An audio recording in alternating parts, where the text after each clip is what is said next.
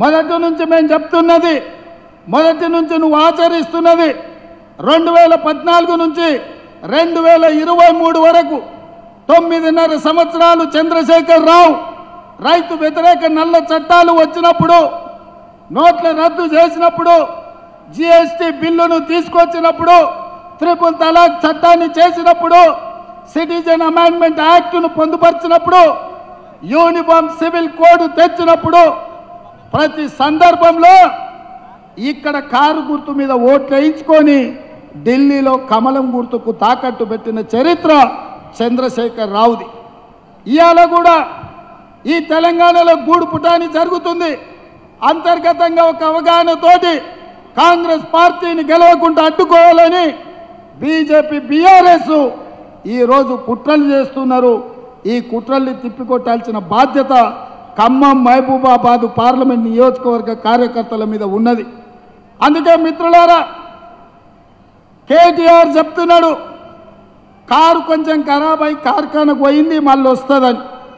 నేను చెప్పదలుచుకున్నా బీఆర్ఎస్ నాయకులకు, కారు ఖరాబ్ అయి కార్ఖానకు పోలే, కారు అనుంజడి కార్ఖానకు పోయింది.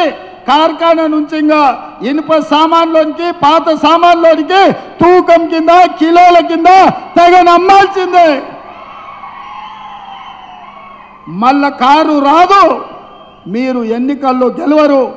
నామ నాగేశ్వరరావు గారికి నేను సూచన చేస్తున్నా, చంద్రశేఖరరావు మాటలు నమ్మి మోసపోవద్దు. నమ్మించి మోసం చేసుట్లా చంద్రశేఖరరావును మించినోడు లేడు, ఆ కుటుంబానితో పోటీ పడేటోడే లేడు.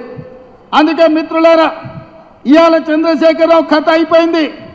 మన బోర్ల పడ్డాడు, బొక్కలు ఇరిగినాయి అసెంబ్లీ ఎన్నికలప్పుడు. ఇప్పుడు మిగిలింది పడగ. ఆ పడగ మీద కూడా ఒక దెబ్బ వేయండి, దాంతో ఆ కాలనాగు సమస్య తీరిపోతుందని మా మిత్రులకు చెప్తున్నా. ఇవాళ మిత్రులారా, మా ఖమ్మం జిల్లా నాయకులు మొన్న మధ్యలో కలిసినప్పుడు నేను అడిగిన మా దుర్గాప్రసాద్ను, మా బ్రహ్మయ్యను, ఏమన్నా అంటే ఏముందన్నా చంద్రశేఖరరావును ఓడించినాం, ఇక మాకు పెద్దగా పనేం లేదని.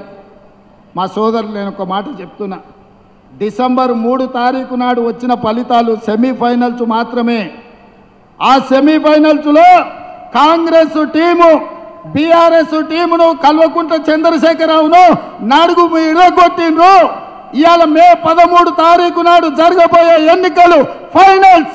ఆ ఫైనల్స్లో Telangana team versus Gujarat team.